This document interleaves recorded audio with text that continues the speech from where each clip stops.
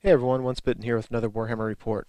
So, I played my first Storm of Magic game. This is, I don't know, you probably don't know, but I'm in the process of moving across the United States. And so I went back to where I used to live, and of course did not have my army with me. So I'm at the house of a buddy of mine using his armies, and we thought we'd give Storm of Magic a go. So I'm playing a Goblin list versus his Orc list. He actually made up both lists, and then we just rolled off to see who got what. And then we threw in some extra uh, monsters from the Storm of Magic book to the tune of about 400 points each.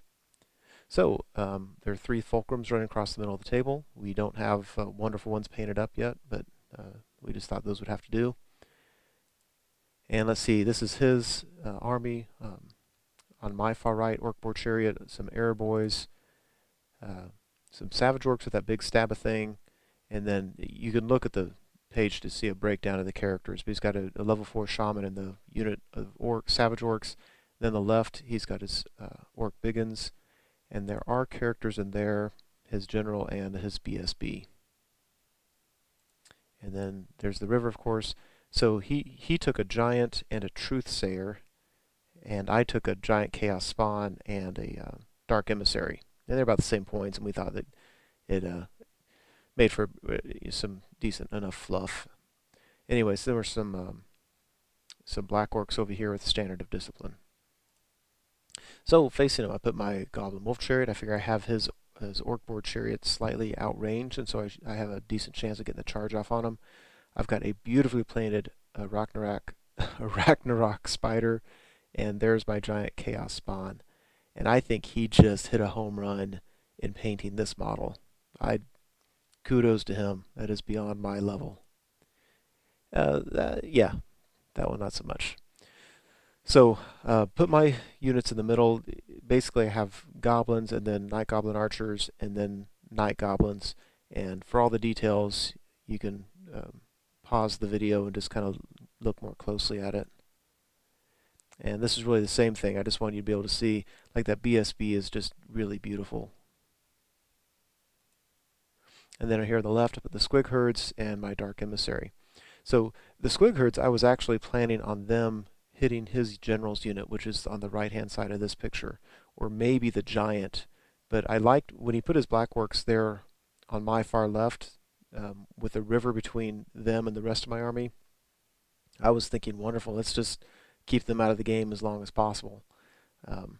Not sure why I put the Dark Emissary over here, besides obviously to grab that fulcrum.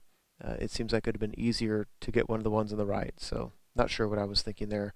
But I did have death magic, and so I think he was planning on sniping his truthsayer.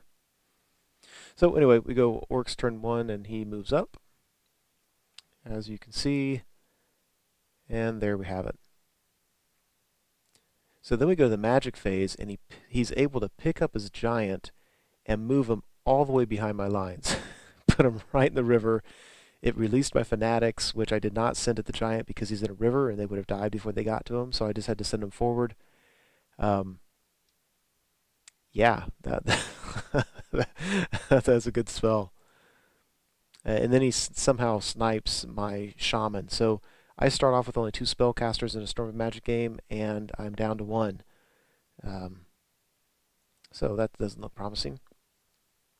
So we go Goblin turn 1. I move up, as you can see. So this is kind of on the right side of the table, looking towards the middle of the table. Basically, I move my chariot up so that he's got to roll, I think, an 11 or 12 to reach me. And because my distance is longer, I have a slight advantage to get him. And I'm very happy to dance with him all game long on the side of the table if I need to. The giant chaos spawn was beautiful, rolled 3d6, and he rolled really high. I wanted him to come up here and block his savage orcs, so that on my turn I can get a dual charge with the spider and those goblins. I mean, basically my goblin and night goblin units, I don't see them doing real well against his combat infantry units. But if I can hold this one up with the chaos spawn and then get a dual charge, that's another story. So this is kind of looking across my back lines. I took the night goblins with bows, reformed them, and they were able to pass their swift reform. And now in the magic phase, my plan is to give them poison attacks, and hopefully they can take down that giant before he causes too many problems. And over on this side of the board, I'm not familiar with these units. I made a huge mistake here with the squig herd. I didn't realize that if they lost combat, they just kind of blew up. So I'm thinking, you know, the giant can come at me. He should have some wounds on him before he even gets to me, and I'll have a bunch of static combat res, and we should be okay. So during the magic phase, I do get the poison off. During the shooting phase, I put 4 wounds on the giant out of 6. That's 2 less than I would have liked, but I think that's pretty good odds, so I can't really complain. So on his turn, he charges into the rear of my my squig herds. His chariot rolls and gets the 11 or 12 that he needs and makes the charge. Darn it. But then these guys rolled animosity, and animosity is just brutal. You know, so these guys can't do anything this turn, and so on my next turn, I'm going to get a triple charge on his savage orcs. And this also means that his shaman in the front right corner, that savage orc unit, can't cast any spells this turn, which I appreciate. His Truthsayer is able to grab that fulcrum, and that's why it was a huge mistake for me to put my Dark Emissary over here, because it kind of assumes that I'm going to go first and grab it, because whoever grabs it first, you know, my guy's not going to be able to get it away from him, I don't think. So, you know, lesson learned. So we go Orc turn 2, and his unit moves up, as you can see. I'm sorry, he already moved. This is his chariot beat mine, and then just did a reform. And then over here, so his giant came in. You can see I did 1 wound on the giant. He won combat by 1 or 2, whatever it was, and I failed my break test. And so then the unit just exploded. So it blew up a bunch of his black orcs. It blew up my Dark Emissary. It actually, the ward saved his Truthsayer. And there you have it. And the extra wound on the giant, I don't know if that came from combat or from my squig herd blowing itself up. But it was kind of funny. Those guys just, yeah. So this was a mistake. These black orcs failed their panic test from losing 25% and ran away, which was unlucky. And I don't know the rules of that unit, but he realized after the game that they're immune to psychology and should not have even taken the test. So I hate that it happened like that, but at the time we thought that's what they should do. So anyway, we go to Goblin turn 2. There's a blurry overview. Here we go. There's the beautiful triple charge. I love how that worked out. His unit's toast. So he doesn't get the big stab effect, and he's going to lose his shaman, which I think is just wonderful.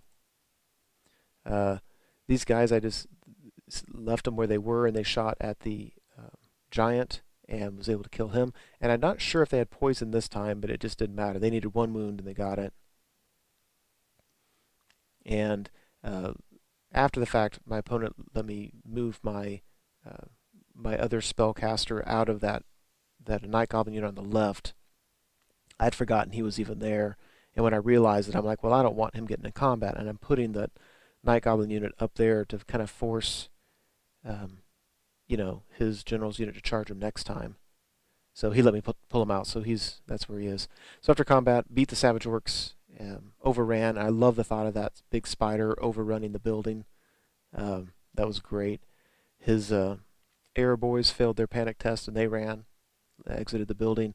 My goblins there on the left, I decided not to pursue with them, and I just turned them so they can see his general's unit. So even if he charges me, if my Night Goblins hold, I'm going to get, I think, a rear charge on him on my next turn.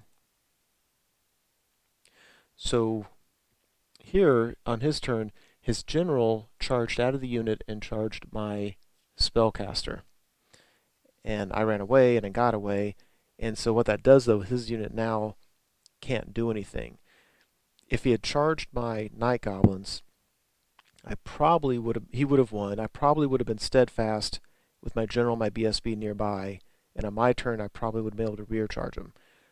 But if he could have beaten him and and ran away, he would have gotten out of the charge arc of my goblins on the right and would have been in a much better situation. As it is now, on my turn, if I want to, I can double charge him, and there's no way he can reform so that I don't get a flank attack. Anyway, and then his generals are on his own. Over here on the left, he rallies his black orcs that shouldn't have fled. His truthsayers in that fulcrum. His error boys rally, and we go to Goblin turn 3.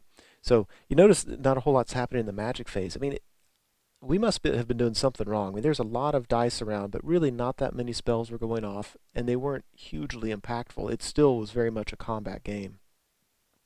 So my shaman failed to rally, ran off the board. That's what that blurry picture is showing.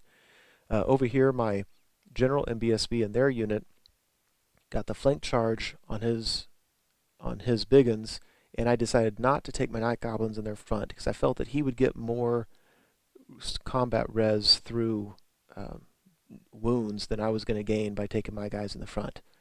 So I'll just take that side charge, beat him, and then ran him down. So that was bad for him. That was actually somewhat backbreaking, especially with his black orcs having fled. And again, because they shouldn't have, they really would have been closer to the fight here to be able to lend some support. I don't know why all these pictures are blurry. I've got to learn how to use my camera. Anyway, so we go to Orcs turn 4. He brings his black orcs on the left. As you can see on the right, his boar chariots coming around. He moved his general in the middle, right by that fulcrum. I'm not sure what he was thinking, except maybe to try to help out in a fight somewhere on his next turn. There's maybe a better view of it.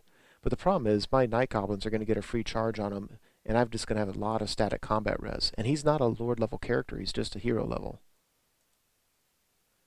So nothing much happened on his turn, so we go to my turn. And there's stuff happening kind of all over the place.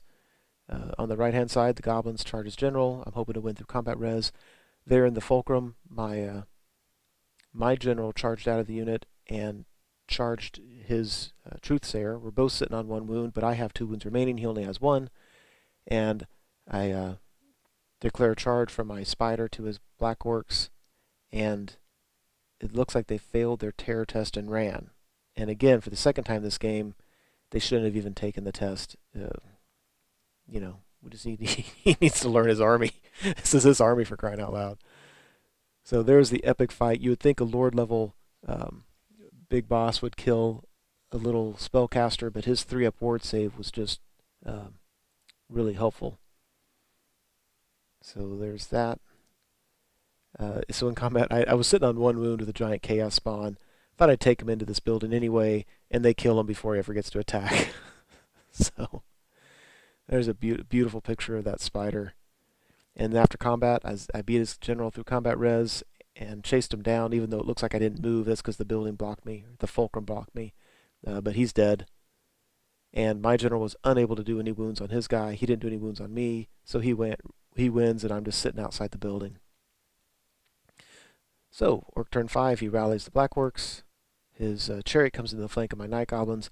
I thought about fleeing and then decided, nah, he's not. I'm going to be steadfast with my general's leadership and my BSB's reroll. So I'll win it. He'll win it, maybe, and I'm just going to turn and I'll win it on the next round of combat.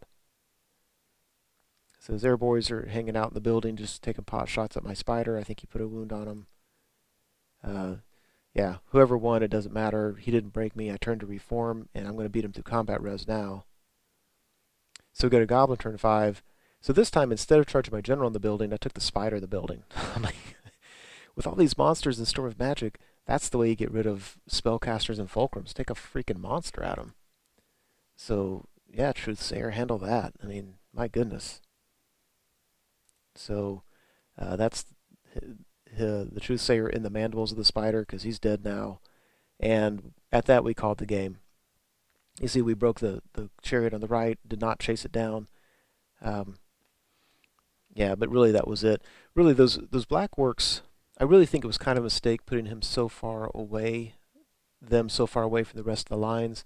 But, you know, it really was just really unfortunate that he didn't know the rule, didn't think that they shouldn't be taking panic tests or terror tests, and really they just were out of the game, which was unfortunate. So at the end of the day, that was our first Storm of Magic game.